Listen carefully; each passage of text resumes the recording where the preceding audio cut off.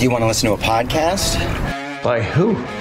Georgia GOP Congressman Doug Collins. How is it? The greatest thing I have ever heard in my whole life. I could not believe my ears. In this house, wherever the rules are disregarded, chaos and mob rule.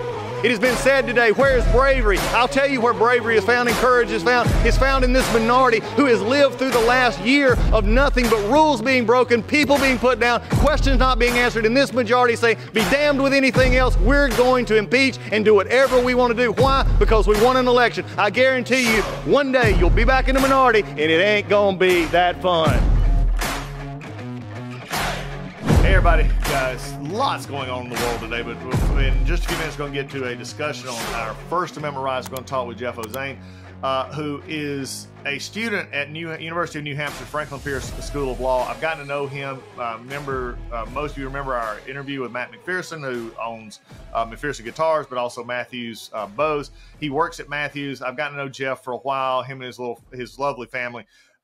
You're going to hear from him about really where the eroding of First Amendment rights are on a college and a campus, but on a law school campus, when you have students of the law who are going to be out in the practicing law who actually diminish an understanding of what the First Amendment actually means. We've always talked about the Second Amendment. The First Amendment is something that is really vital to public discourse. You'll hear a lot from Jeff here in just a few minutes, but I can't go without saying tonight is a big event.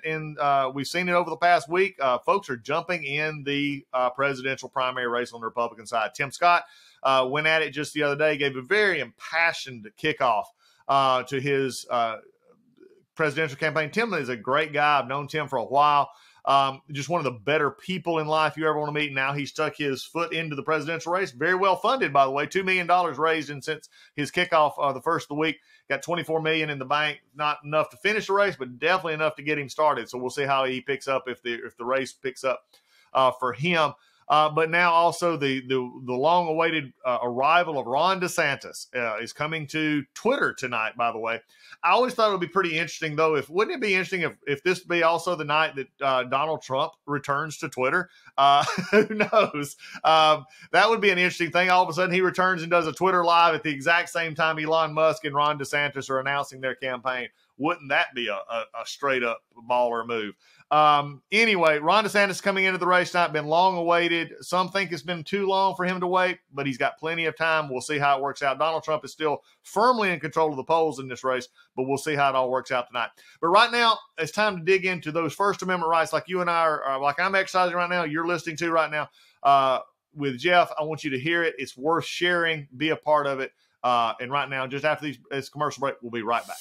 Hey, everybody, you know about Legacy Precious Metals. Legacy Precious Metals, you hear from them. We talk once a month. We talk about Legacy Precious Metals, talking about precious metals being part of your portfolio, how they're your navigator. Well, now they're not only navigating in a new way, they're actually giving you a new way to buy gold and silver. In fact, Legacy Precious Metals has developed a revolutionary new online platform that allows you to invest in real gold and silver online. In a few easy steps, you can open an account online, select your metals of choice, and choose to have them stored in a vault or shipped to your door. I'm more of a ship to my door kind of person. I enjoy having them with me, but they can do it either way, and you can now do it online. It gives you real access to a dashboard where you can track your portfolio growth in real time, anytime. You'll see transparent pricing on each coin and bar. This puts you in complete control of your money. This platform is free to sign up for. Just visit legacypminvestments.com and open your account and see this new investing platform for yourself. Gold hedges against inflation and is against a volatile stock market. A true diversified portfolio isn't just more stocks and bonds, but a different asset class. This platform allows you to make investments in gold and silver, no matter how small or large, with just a few clicks. Remember, do as I have done. Go to legacypminvestments.com and get started today. And now you've got a new tool to help you along in your investments. Hey folks, MyPillow is excited to bring to you their biggest bedding sale ever. For a limited time, you're going to get the Giza Dream bed sheets for as low as $29.98, a set of pillowcases for only $9.98, and rejuvenate your bed with a MyPillow mattress topper for as low as $99.99. $99.99. Get a mattress, pillow topper. Look, they come in all sizes. They got all kinds of stuff, blankets. They've got duvets. They've got quilts. They got comforters. They got body pillows. They got bolster pillows. They got all at big, big discounts. And also, they're extending their money-back guarantee for Christmas until March 1, 2023, making them the perfect gift for your friends, your family, and for everyone you know. Folks, and just from a personal note here, I have the Giza Dream Sheets. They're on my bed right now. I slept on them last night. Some of the best sheets that we and Lisa and I have ever owned. They are worth, I mean, at this price, they're a steal. My wife and I have bought bed sheets, linens at much higher cost. It's supposedly much higher quality. These from MyPillow are at the highest of quality, and at a price like this, you can't beat it. So go now to MyPillow.com, use promo code Collins, COLLINS, or call 1-800-986-3994, and you'll get huge discounts on all the MyPillow bedding products, including the Giza Dream bed sheets for as low as $29.98, and get all your shopping done while qualities last. And remember, put in that promo code Collins for these discounts. All right. Hey, all right, Jeff. Good to have you on the show. I mean, we met last year at one of the First Liberty events, excited about, the prospect of what's going on, finding out more about Matthews. Of course, we've had, the show on Matthews. It was a really good time, a lot of comments on that. But Jeff, one of the things that I learned about you while we were there, in addition to having a beautiful family and wife and little and child and all, was that you were back in school. You were in law school, and doing it a little bit different way. Let's sort of lay the groundwork for how that all happened. Yeah, and absolutely. So it's a non-traditional law school program. It's a hybrid JD program. It's accredited by the ABA and that sort of thing.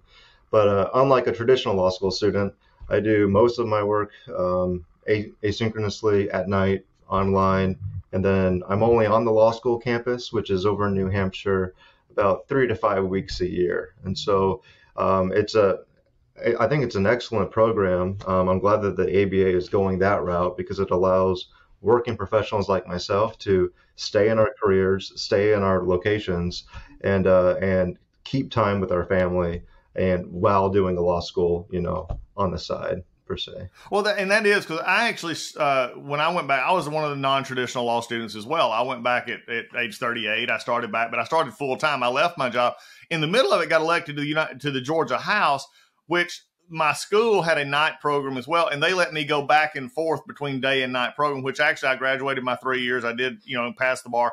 But those are helpful. I mean, for folks like you said that can't just up and maybe want to up and uproot their life and move somewhere. Yeah. I mean, I think we see that trend, and I think it's a useful trend and a helpful trend, and it's finding its way, it's filtering its way slowly into education. I mean, it's been in the workforce for a while.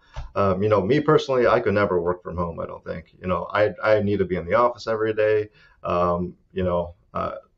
I need those patterns, but it does work for some, some people. Yeah, and I've been one that has had to adjust in the last couple of years to really being at home. I travel a lot, but my office, I tried to go back to, and I'm of course with Widener Law Firm, and I don't practice day to day anymore, but I'm still affiliated with them and help where I can. But I had an office which was about 30 minutes from my house, and it just got to be saying I was doing more and more away because the trend is, away from that traditional workplace environment now. Yeah, it is for better or worse. I hope that we bounce back, a little bit, but especially in education, education is important, but there's a fair element of education that's just checking a box, right? It's not my number one priority as a working professional, as a father, and as a husband.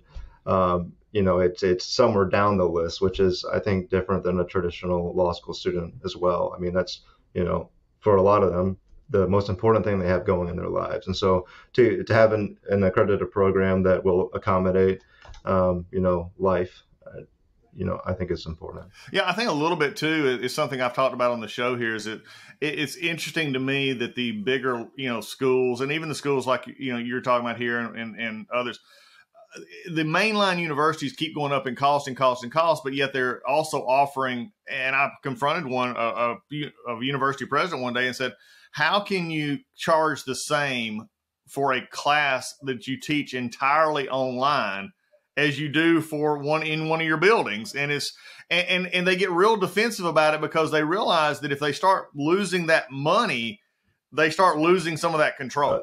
Oh, yes. Yeah. I mean, even on our law school, I have suspicions that the hybrid JD students, I mean, we're paying as much or more because we're out-of-state residents than residential students, and we're on campus using those facilities 3 weeks a year. I imagine, for the most part, we're carrying the law school now at this point, which, hey, it's a business model. I think it's fine.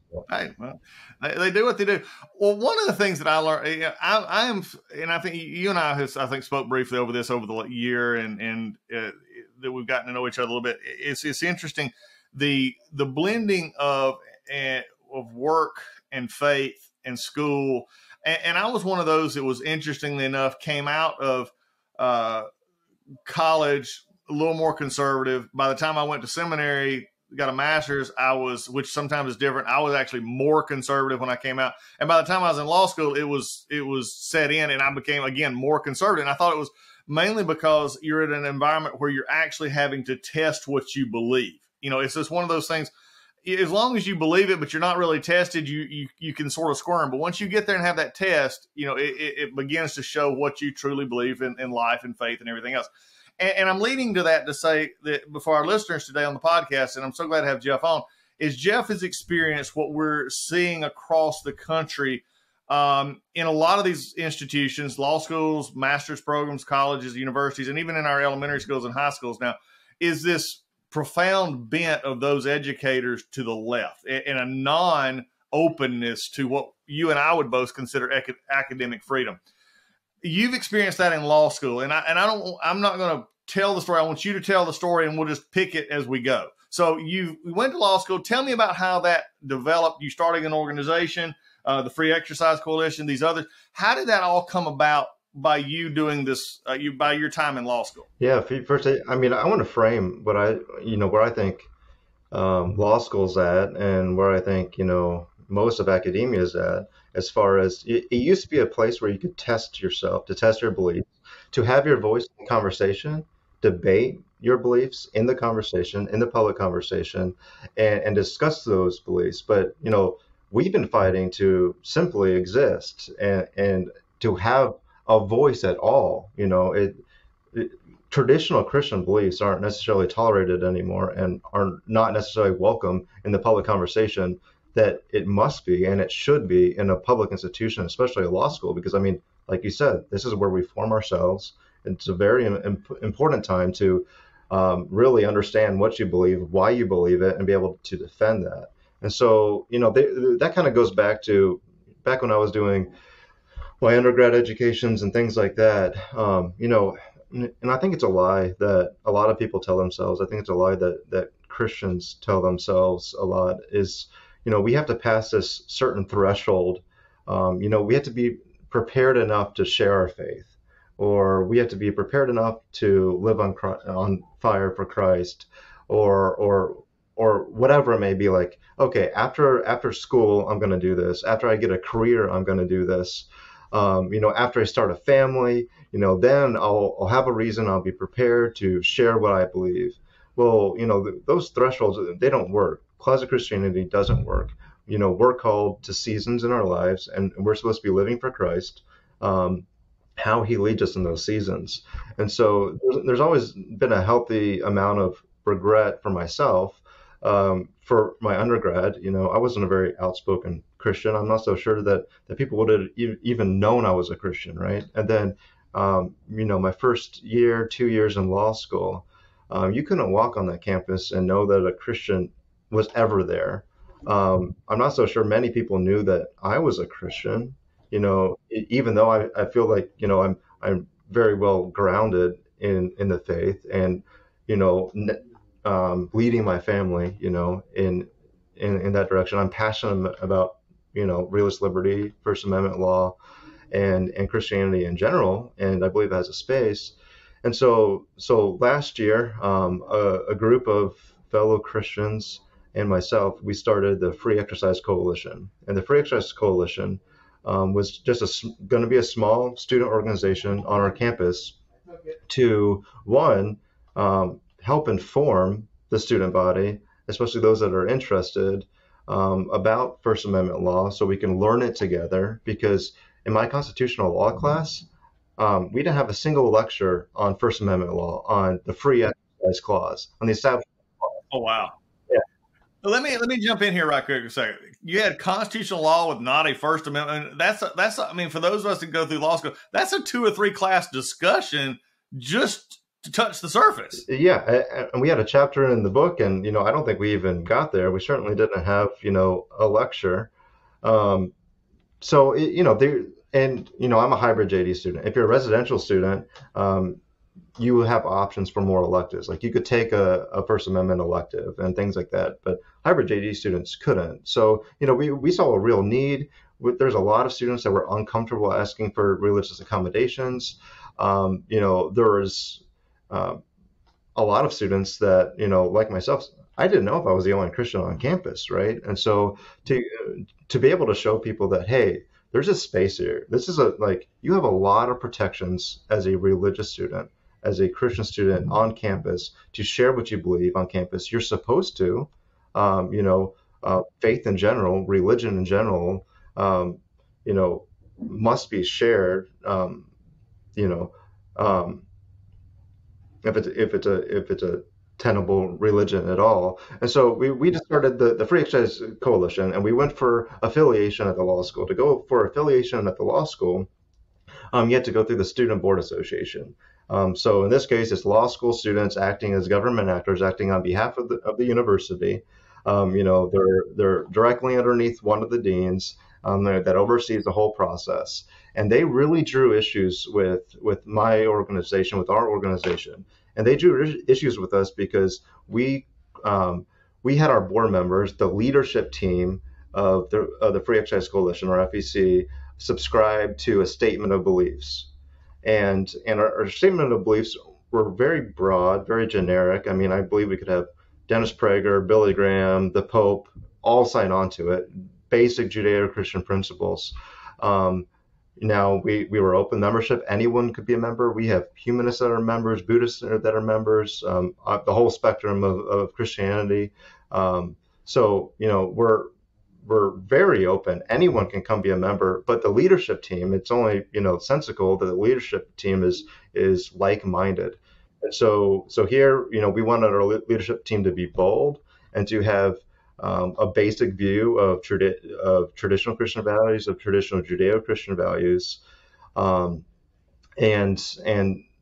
certain interpretations, especially in this climate. So we had 3 negative recitations. One negative recitation was that same-sex marriage is incompatible with Judeo-Christian worldview, that gender ideology is incompatible, and that abortion is incompatible.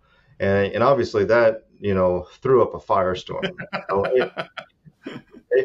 I knew it wasn't going to be well accepted, but that doesn't matter because we're allowed to share what we believe, and that's mainstream Christian values, by the way. It's nuts that even on campus, I mean, we've had a lot of pushback from Christians. So we have to qualify our version of Christianity as traditional Christianity, which is just nuts to me. Like I have to say I'm a traditional Christian to make sure I. Well, like Jeff, what is the opposite of that? I mean, and I'm being facetious. As a pastor for years, as a chaplain in the Air Force, I mean, I get what you're saying, but it is interesting to me that that has become a definitional issue of whether you agree with it or not. You don't have to have faith. You don't have to believe. You don't have, but there are why is it now that standards in Christian faith, as opposed to anything else, the Democratic ideology is you have to be pro-choice. Okay, well, why is that not an exclusion and not looked upon when a Christian says, I'm opposed to more than 2 genders? I'm opposed to abortion. Is this a young person thing? Or are you seeing it? Where do you see this? Yeah, so, I mean, the flip side of this is like straight relativism. I mean, so Jean-Paul Sartre, a famous humanist, he said that if you take humanism consistently and apply it consistently, it's completely unworkable in a society.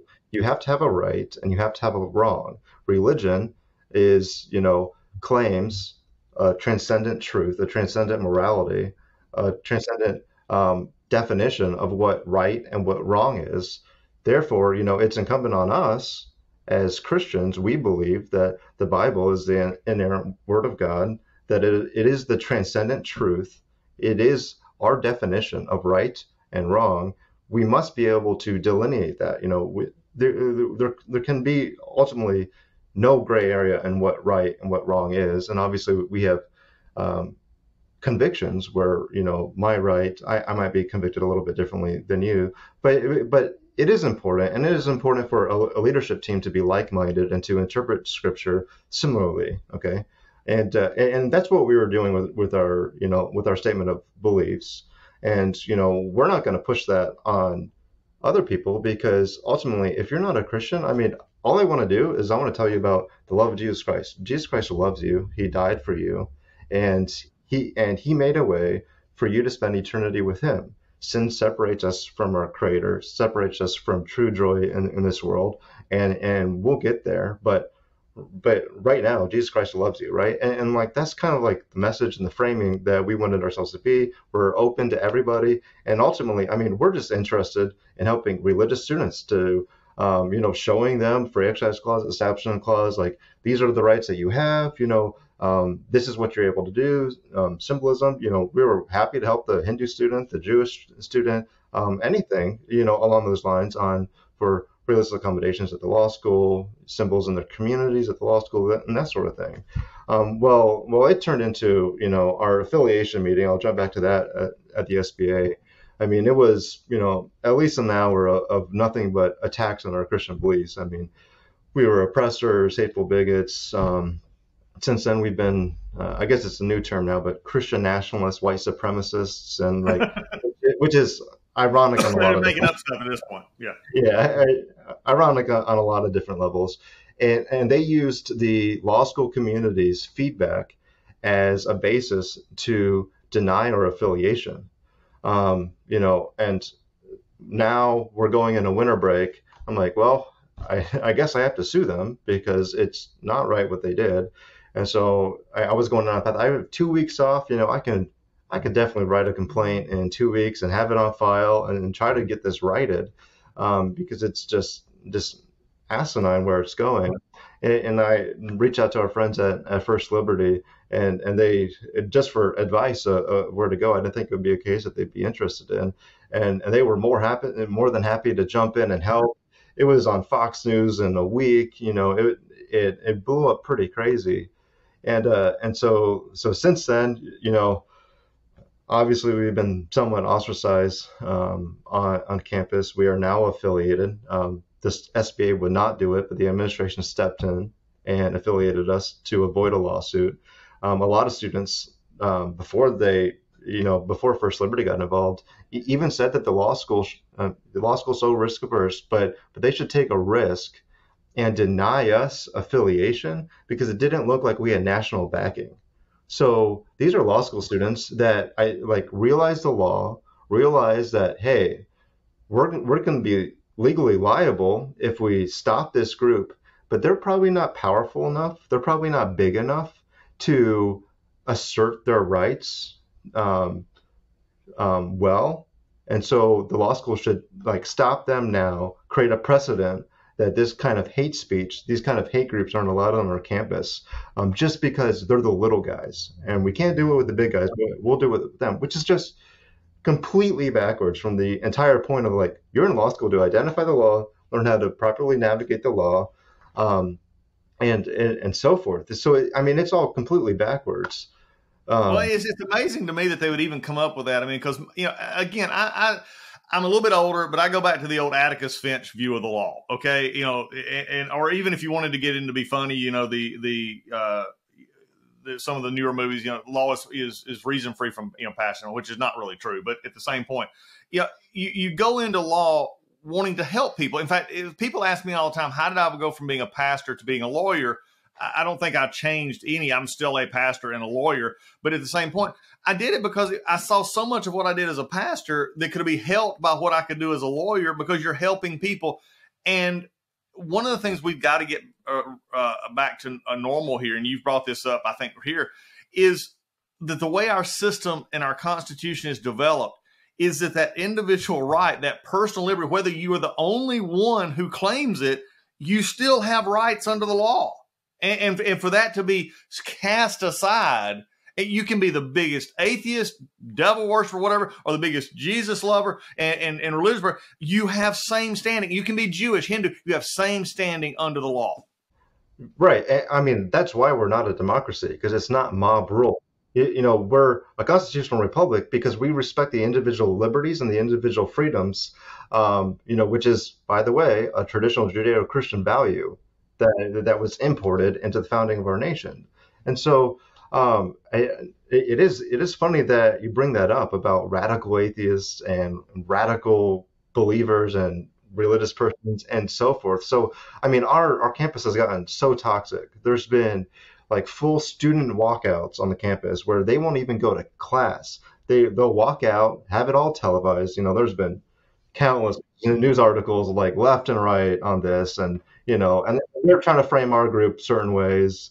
It's a framing war, but there's been full walkouts, and the campus is, I mean, it's toxic, but it's dangerously toxic at this point. I mean, the anti-Christian rhetoric on campus is very apparent, and so apparent, and the law school administration won't do anything, that the Secular Students Alliance on campus, radical atheists, radically opposed to our beliefs, wrote an op-ed in support of us on campus, gave myself a Champion of Civil Liberties Award for this year on campus, just to try to like hammer back on the narrative of, hey, this is a public institution.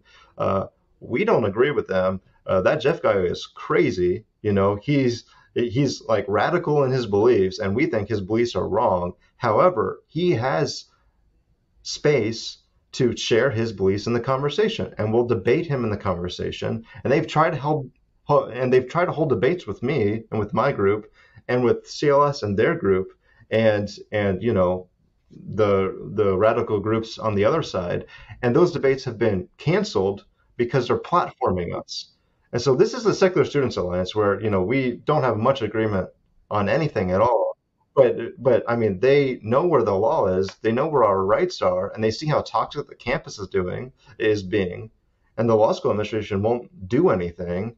If anything, they'll just disadvantage us for many different reasons. And a lot of professors hate that we even exist, hate that we're on campus, hate that we're in their classes.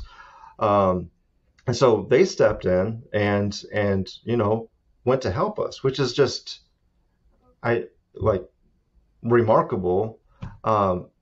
It shouldn't be remarkable, right? Because I mean, this is like a basic legal analysis and a basic societal belief of like what our republic is. But right, and this is, look, I mean, we're not also, for the folks who may be following this is New Hampshire, University of New Hampshire. This is where it's at, Franklin Pierce law. It is interesting to me, and I'm just, okay, and I'm being funny here a little bit.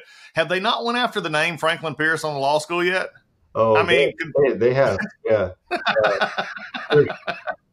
There's a renewed debate on that this year. So they see a lot of brand equity in the name Franklin Pierce because it's a big intellectual property school. People know it for that, and rebranding, they potentially could lose a lot of that. So the law school, to their credit, has pushed back against that canceling a bit. We'll see how long they hold out, though. So. Yeah, it's interesting, though, because here's a man who said that the abolitionist movement was a threat to national unity by the Democrats. I mean, this is, okay, again, I've seen less so far. But let's take it. Where does it stand right now as far as the campus? Where you're what now? 2 years in, 3 years in? Where are you at in school? Yep. I'll graduate next May, so I'm a 3L. The school has to put up with me for at least another year, so plenty of time to make useful impacts. But yeah, so as it stands now, we're an affiliated student group. We're a student group where I'm rarely on campus. The next time I'm on campus is in a few weeks. We'll see how that goes. There's been a lot of people saying that they won't go to campus. There's professors that won't go to campus if I'm on campus. So, what is their reasoning there? And again, I'm not trying to be funny here. Sure, the reasoning, to use that term loosely, is it's not based in anything. It's baseless. Um, the people that actually know me, the professors that know me, the administration that knows me, you know, I'm not hearing this from. It's from the professors that don't know me. It's from the students that don't know me and that have framed me and framed our group in a certain way that we're hateful, that we deny their existence, that we're dangerous and so forth. And so, it, they that's what they have to do because it's not easy to cancel and to stop just a Christian that wants to share about the love of Christ, right? Because that looks bad if you're framing them as, oh, it's a Christian that wants to tell people that he believes in this God that loves them, right? And by the way, how much I hate you if I believe that there's an eternity and that there's a way to get to eternity and I don't tell you about it, right? It's if I love you, if I'm trying to love you as Jesus Christ loves you, like we're commanded, then I need to tell you about it, or it's not coherent. So as it stands now, we exist as a student group. We've had a semester-long dispute with the law school. We remain legally adverse. We have a complaint filed at the U.S. Department of Education under some Trump-era regulations protecting religious students. There is legislation up in New Hampshire right now that we've gone and we've testified in favor of that would add protections, and this is bipartisan legislation, by the way. The legislature sees the shortcomings in the state of public institution, and by the way, in the live free or die state, where that's right. where public institutions are trying to stop, certain viewpoints from even entering the conversation. And so one of our large disputes this entire semester has been the law school has created a public forum. They've put up the pride flag for the Lambda and the Diversity Coalition student groups on campus. And we simply ask, okay, you have this public forum. We also want our voice in the conversation. We think it's important. And so we asked them to put up the Christian flag. Well, that turned into a huge deal. That turned into much consideration, months long consideration about whether or not they could put up the Christian flag or more likely whether or not they could stop us and insulate themselves, right? Didn't First Liberty just sort of get that question answered last year? Yeah. I mean, come on, really?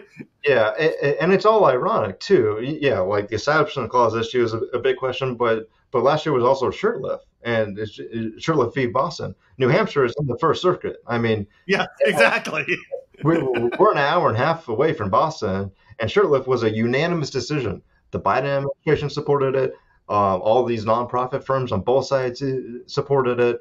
It's not really a question if you create a public forum. If you're having the pride flag hanging up there, you can't stop the student organization from hanging up the Christian flag too. Well, that's been the entire debate, and a very long-winded debate until last night. Last night it was finally resolved, and it was finally, like literally hours ago, it was finally resolved from the dean of the law school emailing the student body and saying, we've thought long and hard about this, and we are going to take down the pride flag because they want to take away the forum, because it's so repugnant, right, to have the Christian flag up on campus. So supposedly that they'll even take down the pride flag so they can stop the Christian flag, a basic symbol, from being in our cafeterias, just in an indoor cafeteria. And so, and they're obviously doing that to try to insulate themselves because they finally officially denied our request to hang the Christian flag, right? And so now they just take everybody away. Yep. So now they just took it all away, which hey, I mean, I don't think a public university should be in the business of endorsing viewpoints. Okay. But if you're going to endorse viewpoints, then you better not just be picking viewpoints so you can censor other viewpoints and disadvantage other viewpoints. And so, uh, no, No, I want to jump in there because I mean, here's a concern I have, and as we sort of tie a knot around this a little bit, folks. I want you to encourage you to follow this. I mean, this is in the news up there. It's at University of New Hampshire, Franklin Pierce Law School, and it's something is going on. But it's a bigger concern is someone who's removed from academia now. I've been away for 20 years almost, but 15, and it's but what concerns me here is these are the legal minds that are being trained to be the advocates, to be the voice of justice, if you would, in our country.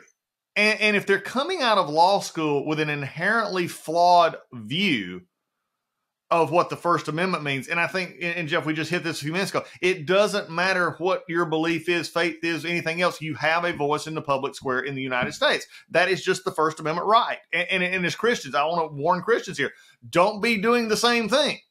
Okay, don't be going and saying, well, I don't want the gay pride people out here marching. No, because if you take them out, they can take you out. And we got to get back to this. But does it concern you when you look at your classmates, when you go back on campus? And I mean, I had some interesting, discussions about more liberal view, but is it more now that 10 years from now, when these folks are the public defenders, when these folks are the, even criminal defense attorneys or intellectual property lawyers, or this bias toward, I want everything safe and government is okay. Does that bother you looking ahead? Yeah, giving away our freedom for safety, has always been the major debate in a free society. You give away your freedom for government power so they can keep you safe. That's always the tension. And on a law school campus, our speech is violence, right? We're a hate group. We have apparently hate speech, which is nuts. And again, it's baseless, but that's how they have to frame it. And so do they give away freedom to the law school, to the administration, to the public education system to censor us, to protect them, right? Which I've never been more disappointed. I thought the space was not really a question. I thought it was just more informing people of space, but instead we've been having to fight back for this space. So I haven't been more disappointed in that. I haven't been more disappointed in, we're fairly well ostracized now on campus. Not too many students appreciate us, but there are a few of varying ideologies, in the administration that, we won't agree on anything, professors that we won't agree on anything, and students that we won't agree on anything. Now, it's a very bare minimum, and even in the legislature and so on and so forth that have come out to support us, that still recognize where the space is, very much disagree with us, but are willing to allow us a voice, and that comes from the SSA president and so forth. So it is very encouraging from that standpoint. And at the end of the day, I mean, yes, we're a free society. I hope still. This is a public institution. I think everyone should have a voice.